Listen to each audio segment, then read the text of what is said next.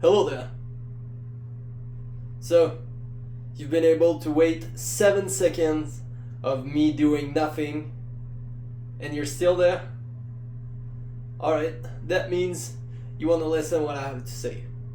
And that also means you're above the average human. Yeah, you are above the average human. Like all of us, our community is above the average human. Okay, so today's subject will be around something that I call spirituality, and I'll go around the facts and I'll explain the basic. I'll make link between things, so if you listen the totality of the video, I won't tell you to listen all of it. If you want to go, you can go. I'm not holding your arms. So other than that, let's start. So to begin, I will talk about what is like spirituality. Where does it start? Where everything starts.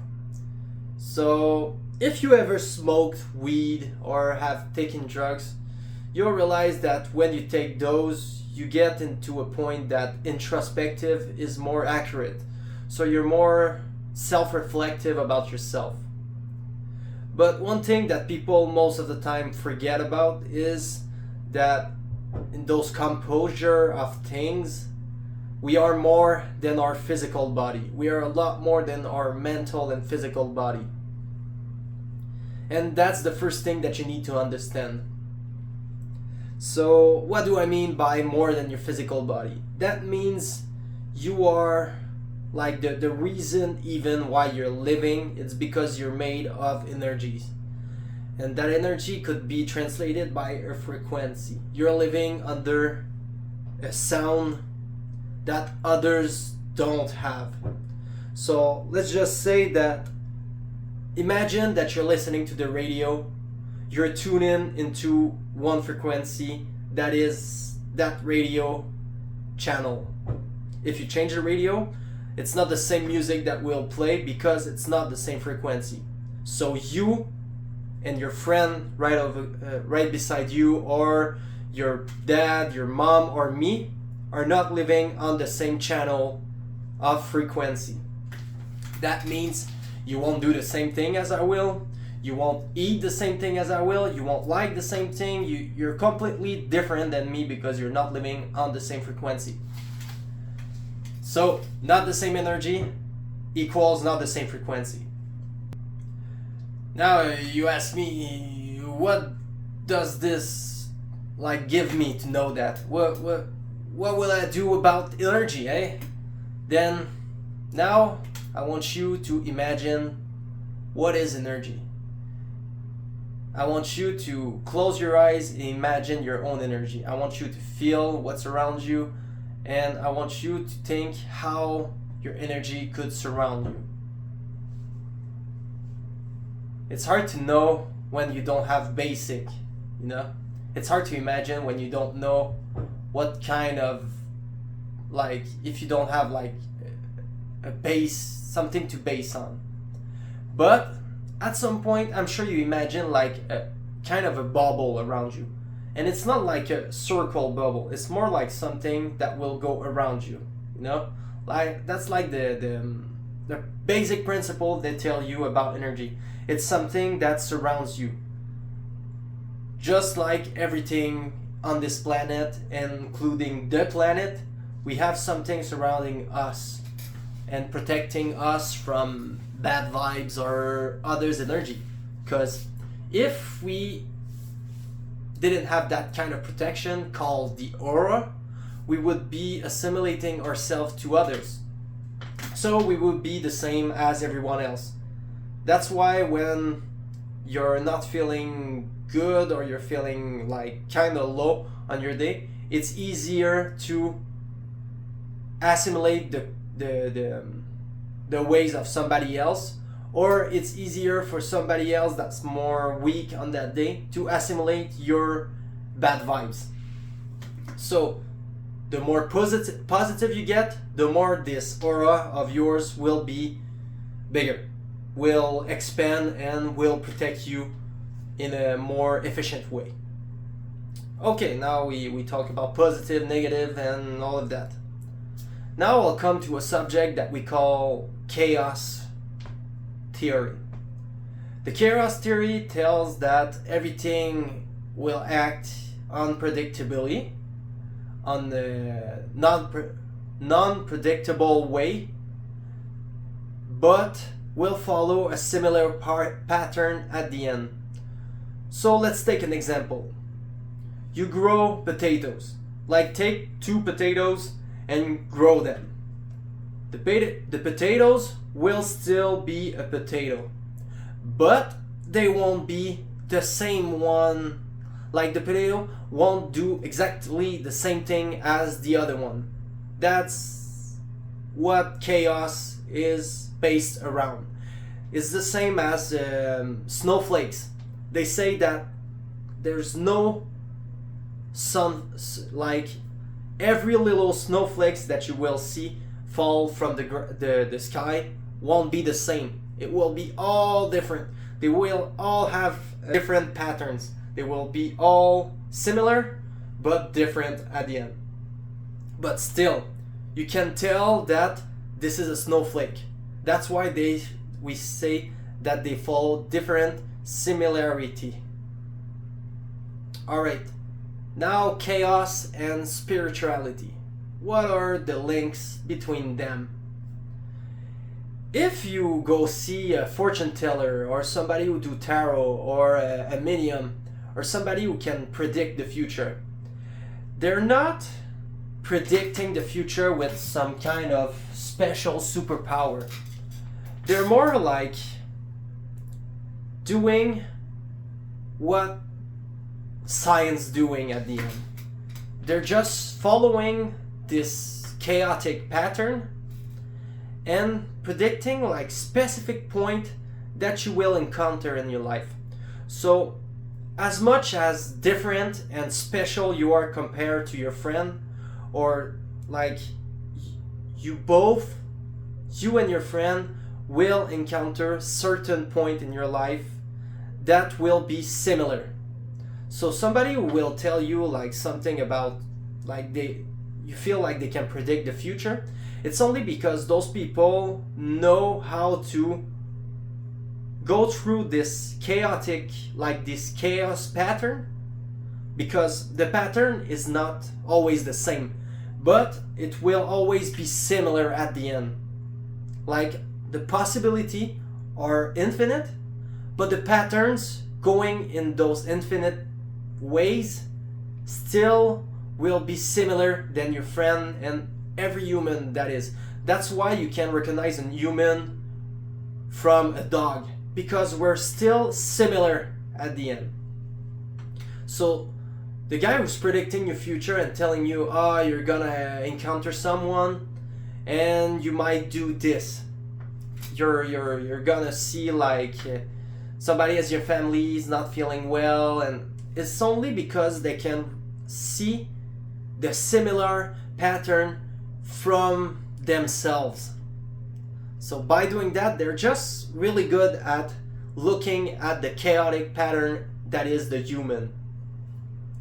So when you take chaos and you talk about spirituality, you just realize at the end that it's not as far as science goes. It's just another rule. You're just using another formula. You're still using something that can be calculated, but just more harder to understand, more complex to see. So at the end, spirituality is not different than science or religion.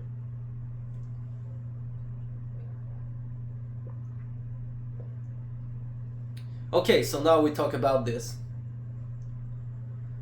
So you mostly have heard somewhere in your life, nothing happens for nothing. So you're right here in front of me. I mean, I'm alone over here, but you're right here on your phone listening to me talking to you about chaos theory and spirituality. Maybe somewhere in your life you will have to talk to someone about it, or maybe this will change your life forever just because it will change the way you see things, and maybe you won't be scammed by a fortune teller, because at the end you'll understand that when somebody's doing tarot, it's just using your frequency. Okay, so listen to that. That's really important. He's using your frequency on his card, that the cards are using the same thing as your life goes. So let's just think that your life goes in a chaos way. So your life going by its own in a chaos matter. So there's so much possibility that you can do in your life that you cannot predict something just by snapping your finger and telling you will do that. It's more like the same thing as you will take the card in a really random way. So the randomness of the cards goes the same way as your life.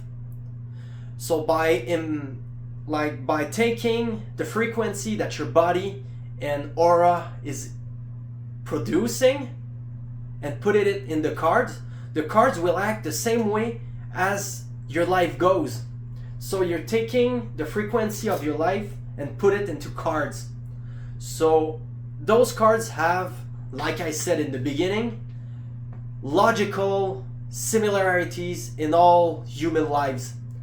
So the randomness of your cards that you will take will just reflect your own energy. So that's how you can predict in some kind of way the future.